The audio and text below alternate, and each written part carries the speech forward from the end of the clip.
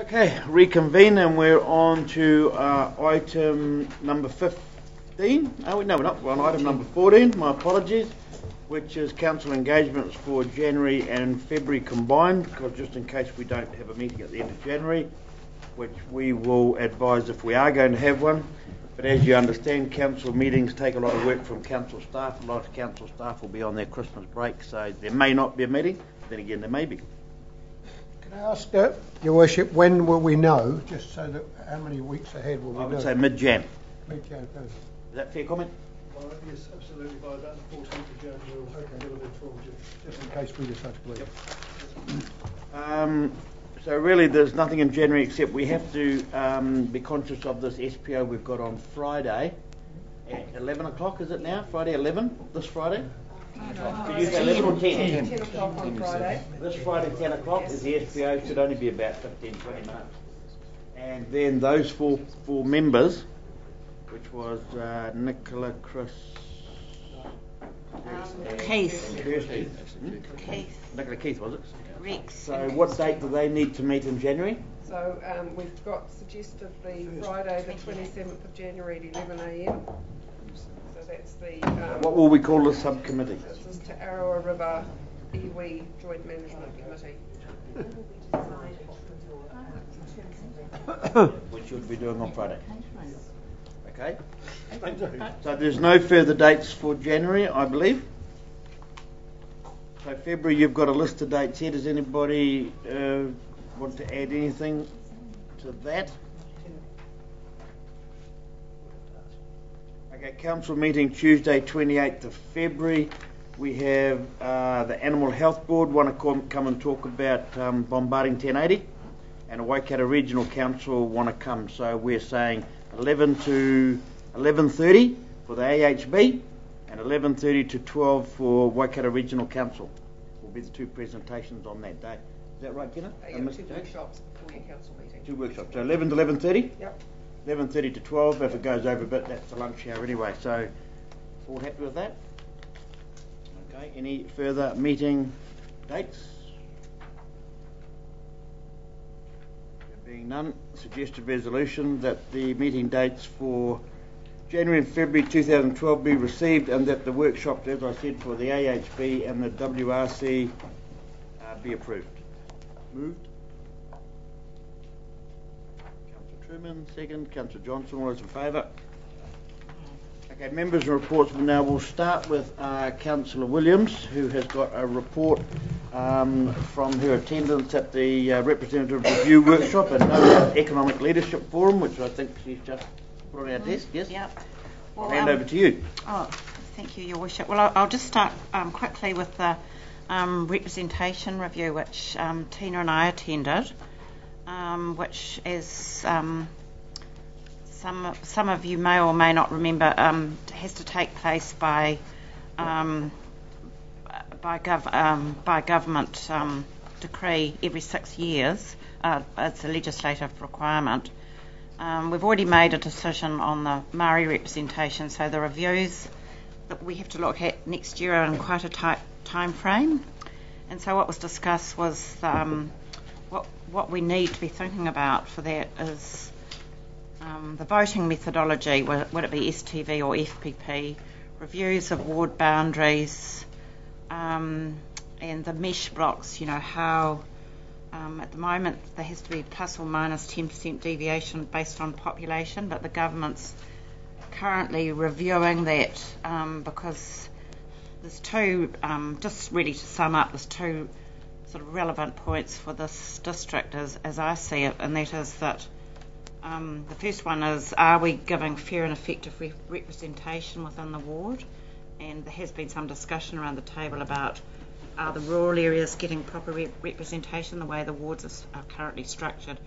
And when Tina presented to us, it was done on the population model, but there could be, even though the legislation won't be passed through, there may be some flexibility there for us to consider changing some of those ward boundaries if we wanted to, if we thought that we didn't think that there was a reasonable and equal opportunity and we weren't maintaining the public confidence of people in our rural areas. Those are the kind of considerations that would come up in the review. And the other relevant point I thought for this region was were our community boards relevant? And Mike Lester from Hawke's Bay presented to us on that very well, and he said that he was actually talking to Turangi already. He's been down spending time with you, is that right? Not with me personally, but but he's been helping on behalf of the Sorghum, helping sort of consult with community boards if they require it. So I was just so that was basically it in a nutshell. Just an aside, I think most of the people present didn't think that the day was very worthwhile. We felt that it wasn't very well run. It was actually quite poor, very poor presentation, and most of the people were quite angry actually because, of course, the cost of getting people there and travel. So that was actually spelt out to them loud and clear in the review. In contrast, how long have I got, Your Worship? When you tell me, you just tell me to shut up when you've heard it. I don't know. How long do we give it to you? Just turn it In off. contrast, the local government know-how workshop, I have to say, was of an extremely high standard. They presented at a strategic level, extremely high standard presentation, and the speakers were outstanding. Now there's this too. I will email this to you. You don't have to copy it up. But that's the Paul Callaghan talking on economic growth, and we actually heard him in person. And it was a very challenging. I mean, you probably heard some of his. If you go on YouTube, he's got dozens of presentations there, and we heard one at the local government conference. But this one is actually quite challenging. He's really challenging a lot of local government traditional models. So I really encourage you to go and have a look at that, and I will email it to you when our IT department allow me to use my computer. And this is the second one. Having a few issues. No, they said that fix it. Oh well, there's some issues going on today apparently, but that's an aside. And then the other one is I was going to leave this with Corn if it's all right, but this is Greg Clark, who he's from the UK, and he presented to the OECD summit in Leeds earlier this year, and he's also been out to New Zealand, and it's absolutely fascinating. And if you listen to this for 10 minutes, it'll save you reading his report to the leaders of those, the government ministers and leaders of those OECD countries, which is 175 pages long. But it's really amazing, and it talks about, as an attachment, I've put the 10, what's it called, the Barcelona 10. Rob would probably be aware of all of that, but it's really challenging and turning local governance upside down. It's the 10 Barcelona principles, and it's all about local government and reinvestment. So, really, just if I could summarise, the whole day the case studies are extremely interesting. If you go to the back, there's 3 case studies, and they're all highly pertinent to Taupo. There's the tourism project, the walkway, which many of you probably have been on in New Plymouth, culminating in that magnificent sculptural bridge. There's the Clean Technology Centre in Arataki, and how that local government went about that. And then there's the aquaculture project at Arataki, and they're all local government initiatives. And what they're showing is that local government's turning on its edge. It's becoming worldwide, globally, they're becoming quite entrepreneurial, and they're prepared to take some level of risk, which has really been a no-no. So they're showing leadership in their communities. They're really into, all the things that Rob's been telling us about and his staff about collaborating, forming partnerships, working with key drivers in the region, identifying, business leaders, facilitating and enabling, but also, in some cases, investing and becoming an active player with partners such as iwi. And you've seen those 10 Barcelona principles I've crossed out.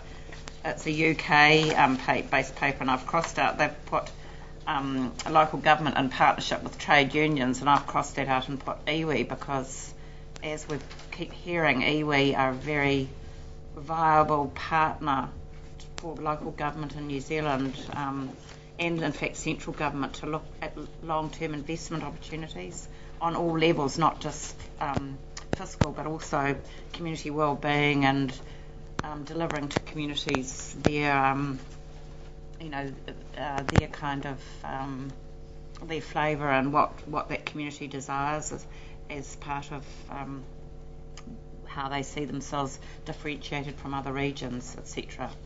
And of course this is becoming quite a key issue with the proposed, it's away from local government, but it's becoming quite an issue with regards to the proposed IPOs of the energy companies under this new government. So that's basically it in a nutshell. But I found the whole. I think someone like Fritz would really benefit because there was two major benefits. There was the discussions around the case studies, which were really, really good. There was the high calibre of speaker, but there was also the opportunities to mix with, I think there was councils, I think it was 25 different councils represented there from Kaitata and Whakaaro. So, and everybody went away from it feeling really, quite inspired. And I'd love to talk about it forever, but I might stop there because I think it was very, very pertinent and relevant to where we're going as a region as far as economic growth models. It's highly relevant. Can I just mention case study P on the new Plymouth coastal walkway? They were lucky enough, and we missed out on the $7 million from Transit to build all this.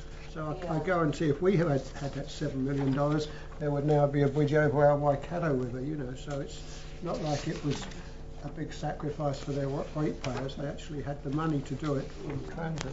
Well, just to go on the but the local government were heavily involved in that project as well, and were a key partner in it. So, but just go on the Potiki model. I was in the focus group that worked on that, and it was I'll just quickly run through these because they're really exciting. It shows a council. They're becoming quite entrepreneurial. So they're not reactive, they're proactive. They showed leadership. This is sort of on the third page. They showed vision, courage, and global perspective on a marketing opportunity, and they worked with They actually set the JV up with the Chinese corporate, which was pretty amazing. The council did it themselves. With the Potiki, it lined up with the regional. That was another thing with New Plymouth, Keith. They were lining up the national, central government growth strategies with the regional, but then they were also looking at the global strategy on aquaculture, which, worldwide we're being told that, our wild fish stocks are unsustainable and aquaculture's the thing. They had a real transformational style of leadership, so the CEOs and the people in the various council CCOs involved, they built strong PPAs and strong PPPs and strong partnerships with the relevant bodies within their community. They actually went down to government, knocked on doors and changed the legislation to make this project happen, which I think is pretty amazing. I mean, you get fiery entrepreneurs and business people doing that, but this is actually local government changing legislation. And they also had the guts to take the political risk. Because, aquaculture is a highly risky business. I'm not saying that this is great or anything for us, but, that's what they did.